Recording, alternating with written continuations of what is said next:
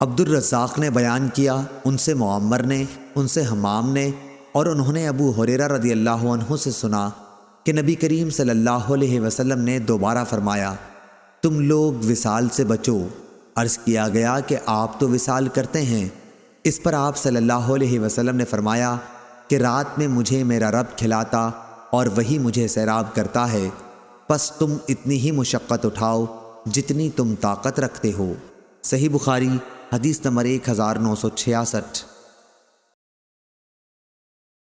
عبدالعزیز بن ابی حازم نے بیان کیا، ان سے یزید بن ہاد نے، ان سے عبداللہ بن خباب نے، اور ان سے ابو سعید خدری رضی اللہ عنہ نے، انہوں نے رسول اللہ صلی اللہ علیہ وسلم سے سنا کہ آپ صلی اللہ علیہ وسلم فرما رہے تھے، صوم وصال نہ رکھو، اور اگر کسی کا ارادہ ہی وصال کا ہو تو سحری کے وقت تک وصال کر لے۔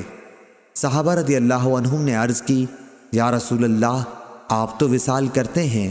آپ نے فرمایا کہ میں تمہاری طرح نہیں ہوں، رات کے وقت ایک کھلانے والا مجھے کھلاتا ہے اور ایک پلانے والا مجھے پلاتا ہے۔ صحیح بخاری حدیث نمبر 1967۔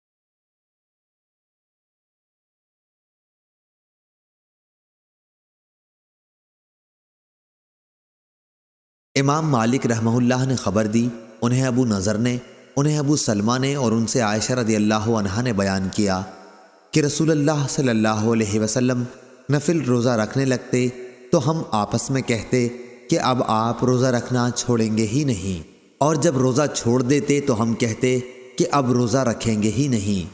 میں نے رمضان کو چھوڑ کر رسول اللہ صلی اللہ علیہ وسلم کو کبھی پورے مہینے کا نفلی روزہ رکھتے نہیں دیکھا، اور جتنے روزے آپ صلی اللہ علیہ وسلم شعبان میں رکھتے، میں نے کسی مہینے میں اس سے زیادہ روزے رکھتے آپ کو نہیں دیکھا۔ صحیح بخاری حدیث نمبر 1969۔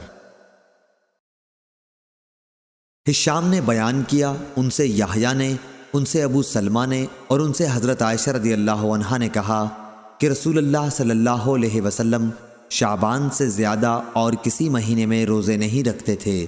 شعبان کے پورے دنوں میں آپ صلی اللہ علیہ وسلم روزے سے رہتے۔ آپ صلی اللہ علیہ وسلم فرمایا کرتے تھے، جس کی تم میں طاقت ہو، کیونکہ اللہ تعالیٰ ثواب دینے سے نہیں تھکتا، تم خود ہی اکتا جاؤ گے۔ نبی کریم صلی اللہ علیہ وسلم اس نماز کو سب سے زیادہ پسند فرماتے جس میں ہمیشگی اختیار کی جائے، خواہ کم ہی کیوں نہ ہو۔ چنانچہ حضرت صلی اللہ علیہ وسلم جب کوئی نماز شروع کرتے تو اسے ہمیشہ پڑھتے تھے۔ صحیح بخاری حدیث نمبر 1970۔